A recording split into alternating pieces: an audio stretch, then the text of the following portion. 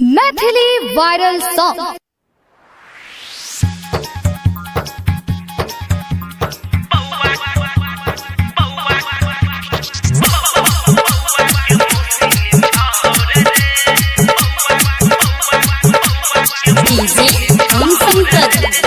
Recording धोती दे बहु गमछा दे बहु डाला भर के चावर रे। धोती दे बहु गमछा दे बहु डाला भर के चावर रे। निक से कटवा केस त देह बहु बउआ के मौसी निछावर रे।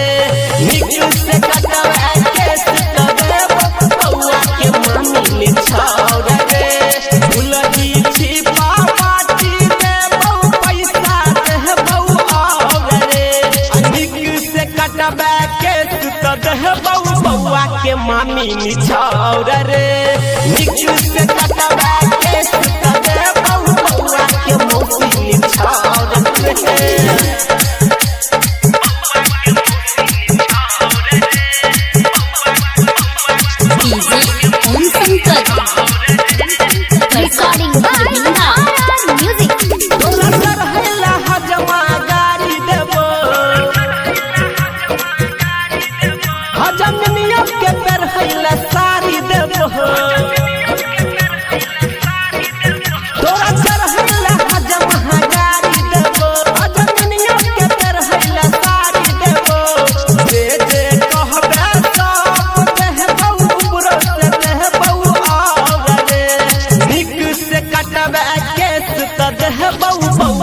मौसी निछावर रे।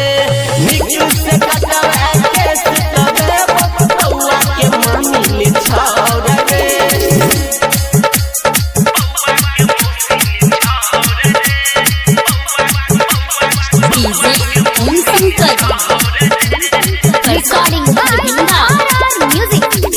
धीरे धीरे तू चला बैना रे। मौसी की मामी बता बैना रे। धीरे धीरे तू चला बैना रे।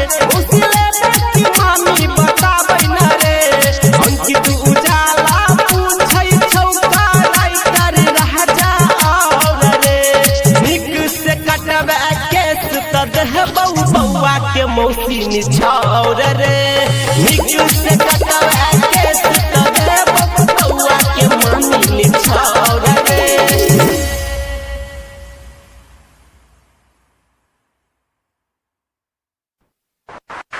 बाटई छै सबके चकलेट। बाटई छै सबके चकलेट। जिस काटै ले हजमा झाँकै छै रे। बउआ के मामी के रही रही के ताकै छै रे। बउआ के मामी के रही रही के ताकै छै रे। काटै ले हजमा झाँकै छै रे। बउआ के मामी के रही रही के ताकै छै रे। ताकै छै रे। कहै हमरा आखे बही भैठे। बउआ के मौसी से करा दे न भेंट। बाटै छै सबके चकलेट। बाटै छै सबके चकलेट। बउआ के मौसी से करा दे न भेंट।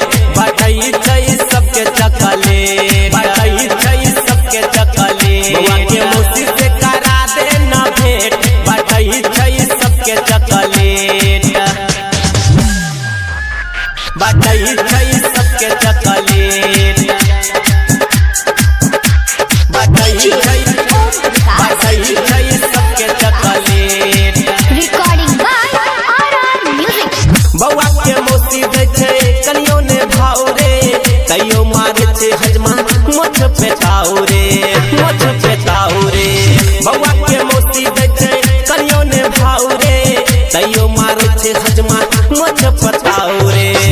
कहै हमरा करा दे न से। बउआ के मौसी से करा दे न भेंट। बाटै छै सबके चकलेट। बाटै छै सबके चकलेट। बउआ के मौसी से करा दे न भेंट।